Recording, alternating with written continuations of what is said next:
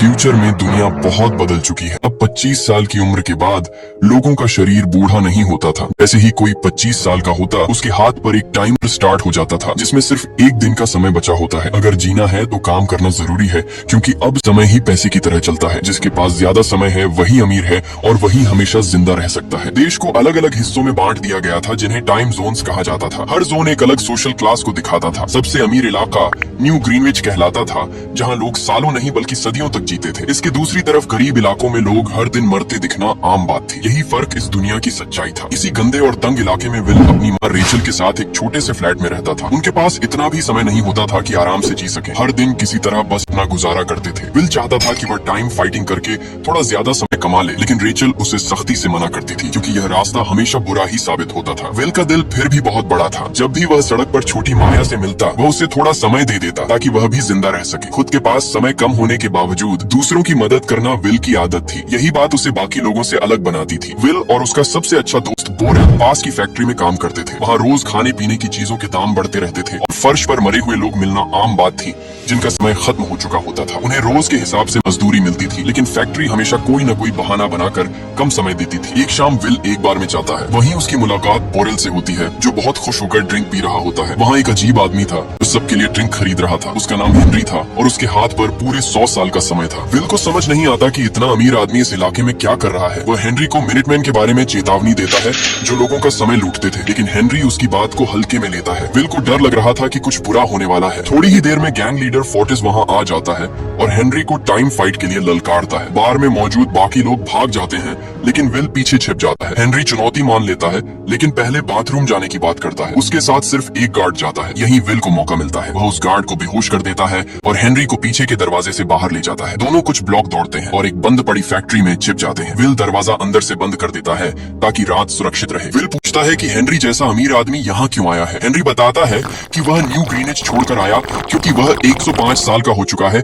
और जीने से थक गया है। विल को यह बात बेवकूफी लगती है, लेकिन हेनरी उसकी सोच पर मुस्कुरा देता है। हेनरी समझाता है कि गरीब इलाकों में जानबूझकर महंगाई बढ़ाई जाती है ताकि लोग मरते रहें। अमीर तभी जिंदा रह सकते हैं जब गरीब मरते रहें। यही इस सिस्टम की सच्चाई थी। बात करते करते दोनों सो जाते हैं और रात खत्म हो जाती है। सुबह हेनरी पहले जाग जाता है और चुपचाप अपना सारा समय विल को दे देता है। वह खुद के लिए सिर्फ 5 मिनट रखता है। विल जब उठता है तो खिड़की पर लिखा मिलता है, डोंट वेस्ट माई टाइम। बाहर देखने पर हेनरी पुल पर बैठा दिखता है, जहां उसका समय खत्म होने वाला था। विल बिना कैमरों पर ध्यान दिए पुल तक जाता है ताकि यह पक्का कर सके कि हेनरी मर चुका है, और फिर वहां से भाग जाता है। कुछ समय बाद हेनरी बोरेल के घर जाता है और उसकी पत्नी ग्रेटा और उसके बच्चे से मिलता है। वह बोरेल को अकेले में बुलाकर 10 साल का समय दे देता है। शाम को विल अपनी माँ रेचल का इंतजार बस स्टॉप पर करता है, लेकिन वह नहीं आती। पता चलता है कि रेचल के पास सिर्फ 1.5 घंटे बचे थे और दोपहर में बस का किराया बढ़ गया था। अब वह बस नहीं ले सकती थी। घर तक पैदल 2 घंटे का रास्ता था। रेचल दौड़ती है और विल भी समझ जाता है कि क्या हो रहा है। विल और रेचल दौड़ते ताड़ते एक दूसरे तक पहुंचे वाले होते हैं। विल अपनी मॉम को समय देने के लिए हाथ आगे बढ़ता है, लेकिन तभी उसकी मॉम का टाइम खत्म हो जाता है और वह विल की बाहों में गिर जाती है। विल टूट जाता है और उसके अंदर बदले की आग जल उठती। अगली सुबह टाइम कीपर्स नाम की पुलिस हेनरी की बॉडी नदी में पड़ी हुई पाती है। एजेंट लियोन को पूरा भरोसा होता है कि हेनरी का समय लूटकर उसकी हत्या की गई है। वह तुरंत अपने लोगों को सिक्योरिटी कैमरास की जांच करने का आदेश देता है। कैमरे के एंगल की वजह से लाश गिरते हुए नहीं दिखती, लेकिन विल का चेहरा साफ नजर आता है और शक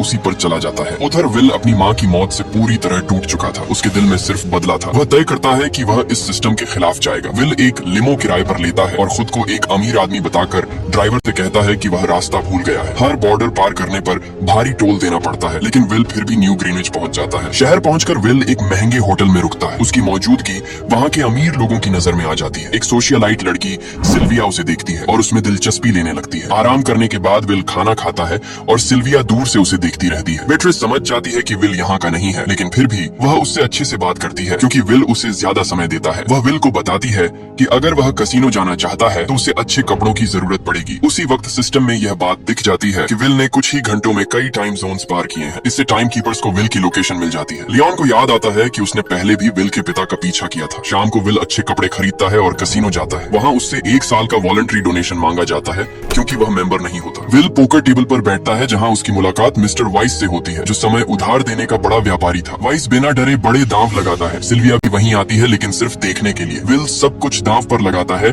और आखिरकार जीत जाता है। विल की जीत से वाइस बहुत प्रभावित होता है और उसे अपनी अगली पार्टी का इन्विटेशन देता है। अगले दिन विल एक बहुत महंगी कार खरीदता है और वाइस की पार्टी में पहुंचता है। सिल्विया उससे बात करती है और बताती है कि उसे शक है विल गेटो से आया है। सिल्विया मानती है कि उसे कभी आजादी नहीं मिली। वह हमेशा गार्ड से घिरी रहती है और कुछ बेवकूफी भरा करना चाहती है जो उसकी जिंदगी को मायने दे। विल उसे समुद्र किनारे ले जाकर स्किनी डिपिंग के लिए उकसाता है। सिल्विया पहले झिझकती है, फिर मान जाती है। दोनों पानी में बातें करते हैं। जब लोग सिल्विया को ढूंढने लगते हैं तो दोनों एक गुफा में छिप जाते हैं। सिल्विया कहती है कि अब लौट जाना चाहिए वरना मुसीबत हो जाएगी। दोनों अलग अलग रास्तों से वापस आते हैं ताकि शक न हो। वेस फिर विल को पोकर खेलने बुलाता है, लेकिन तभी टाइम कीपर्स आ जाते हैं। उन्होंने विल की कार परचेस से उसकी लोकेशन पकड़ ली थी। विल को इंट्रोगेशन के लिए ले जाया जाता है। वह हेनरी की सच्चाई बताता है, लेकिन कोई विश्वास नहीं करता। उससे लगभग सारा समय छीन लिया जाता है और सिर्फ 2 घंटे छोड़े जाते हैं। लियोन कहता है कि विल उसे उसके पिता जैसा लगता है। तभी वेस और सिल्विया वहाँ आते हैं और इसी अफरा तफरी में विल गार्ड्स को मारता है और बंदूक लेकर भाग जाता है। विल सिल्विया को हॉस्टेज बनाकर बाहर निकलता है और दोनों कार से भागते हैं। लियोन उनका पीछा करता है। विल उलटी दिशा में कार चलाकर बच निकलता है और लियोन एक ट्रक से टकरा जाता है। विल और सिल्विया गेटो की ओर बढ़ते हैं। यही कहानी और तेज होने वाली है, इसीलिए अगर आप जानना चाहते हैं आगे क्या होगा तो अभी चैनल को सब्सक्राइब कर लीजिए। विल और सिल्विया जब गेटो की तरफ बढ़ते हैं तो रास्ते में दोनों के बीच अजीब सा सन्नाटा होता है। विल सिल्विया से कुछ समय मांगता है ताकि वह आगे जा सके, लेकिन सिल्विया मना कर देती है। पुल के पास पहुंचते ही विल कैमरों की तरफ ध्यान देने लगता है और जमीन पर पड़े स्पाइक स्ट्रिप को नहीं देख पाता। कार जोर से टकराती है और दोनों बेहोश हो जाते हैं। कुछ मिनट बाद फोर्टिस और उसके आदमी वहां पहुंचते हैं। वे सिल्विया का समय चुराने लगते हैं। तभी दूर से टाइम कीपर्स की सायरन सुनाई देती है और गैंग वहां से भाग जाती है। सिल्विया के हाथ पर अब सिर्फ आधा घंटा बचा होता है। विल और सिल्विया होश में आते हैं और घबरा जाती है। सिल्विया विल से मदद मांगती है। विल को अजीब लगता है कि जो लड़की पहले समय बांटने के खिलाफ थी अब खुद मदद मांग रही है। फिर भी विल उसे समय देता है और दोनों शहर की तरफ बढ़ते हैं। कुछ देर बाद टाइम कीपर्स कार की जांच करने पहुंचते हैं। लियोन पहले अपना रोज का समय लेता है क्योंकि वह कभी ज्यादा समय साथ नहीं रखता। लियोन हालात देखकर फैसला करता है कि वह अब विल का पीछा नहीं करेगा क्योंकि उसे यकीन होता है कि विल खुद उनसे संपर्क करेगा। विल बोरेल के घर जाता है, लेकिन वहाँ ग्रेटा उसे बताती है कि बोरेल ने इतनी शराब पी ली कि वह 9 साल समय रहते हुए भी मर गया। विल अंदर से टूट जाता है। सिल्विया फिर से डर जाती है, लेकिन विल उसके कान के कीमती इयररिंग्स देखता है और उसे पॉन शॉप ले जाता है। दुकान बंद होने वाली होती है, लेकिन मालिक गहनों की कीमत देखकर मान जाता है। वह उनकी मजबूरी समझता है और सिर्फ 2 दिन का समय देता है। उनके पास कोई और रास्ता नहीं होता। इसके बाद विल एक पे फोन पर सिल्विया से उसके घर फोन करवाता है ताकि वह लियोन से बात कर सके। विल रैंसम मांगता है कि गेटो के टाइम लाइन्स में 1000 साल बांटे जाएं। लियोन चेतावनी देता है कि विल अपने पिता जैसा बनता जा रहा है और बताता है कि उसका पिता टाइम फाइट में नहीं मरा था बल्कि कुछ ज्यादा खतरनाक कर रहा था। विल फोन काट देता है। लियोन सिल्विया के माता पिता को रैंसम की बात बताता है, लेकिन वाइस इतना अमीर होते हुए भी समय देने से हिचकता है। विल सिल्विया को अपने घर ले जाता है। सिल्विया रेचल के पुराने कपड़े पहनती है और विल से उसके पिता के बारे में पूछती है। विल बताता है कि उसका पिता एक शानदार टाइम फाइटर था जिसने उसे कई तरीके सिखाए थे। वह सिल्विया को दिखाता है कि टाइम फाइट कैसे होता है। ये घड़ियों के बीच लड़ाई होती है। उसके पिता सिखाते थे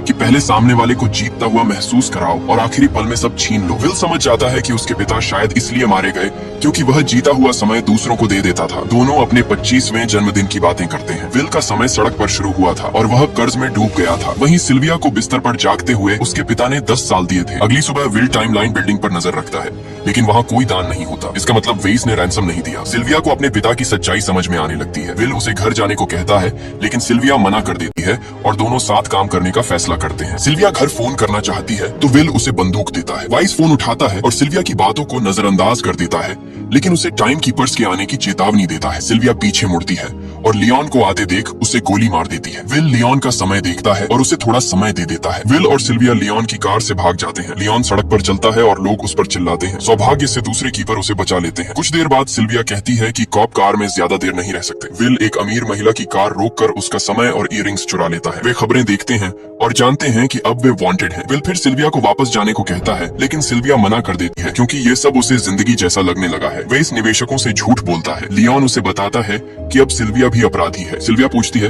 कि अगर विल के पास समय होगा तो क्या वह बांटेगा। विल हाँ कहता है। तब सिल्विया एक योजना बनाती है। दोनों वेस के मनी ट्रक को लूटते हैं और टाइम बैंक में घुसकर टाइम कैप्सूल्स चुरा लेते हैं। बाकी कैप्सूल्स गेटो के लोगों के लिए छोड़ देते हैं। ग्रेटा को कपड़ों में एक कैप्सूल मिलता है जो विल छोड़ गया था। विल माया को भी समय देता है। टाइम कीपर्स के ऑफिस में लियोन समझता है कि विल शायद सिस्टम को हिला रहा है। फोर्टिस एक आदमी को मार देता है और देखता है कि उसने बहुत समय बर्बाद किया है। विल और सिल्विया की खबरें हर जगह फैल जाती हैं। एक हफ्ते बाद लियोन और उसके लोग आखिरकार विल के अपार्टमेंट तक पहुंच जाते हैं। वे गिरफ्तारी की तैयारी करते हैं, लेकिन विल खिड़की से उनकी रेडियो की आवाज सुन लेता है। वह तुरंत सिल्विया के साथ भागता है। दोनों पास के एक और फ्लैट में घुसते हैं और पीछे की खिड़की से कूद जाते हैं। नीचे खड़ी कार पर गिरने से वे बच जाते हैं। लियोन भी उनका पीछा करता है। विल और सिल्विया छतों पर दौड़ते हैं। लियोन उन पर गोलियां चलाता है। विल भी गोलियां चलाता है, लेकिन निशाना चूक जाता है। दोनों नीचे उतरते हैं और बस में चढ़ जाते हैं। ड्राइवर उन्हें पकड़वाने का सोचता है, लेकिन विल उसे समय देकर चुप करा देता है। कुछ घंटों बाद दोनों एक होटल में रुकते हैं। विल ज्यादा समय देकर सारी मंजिल बुक कर लेता है और रिसेप्शनिस्ट को चुप रहने के लिए भी कहता है। तभी एक नया आदमी आता है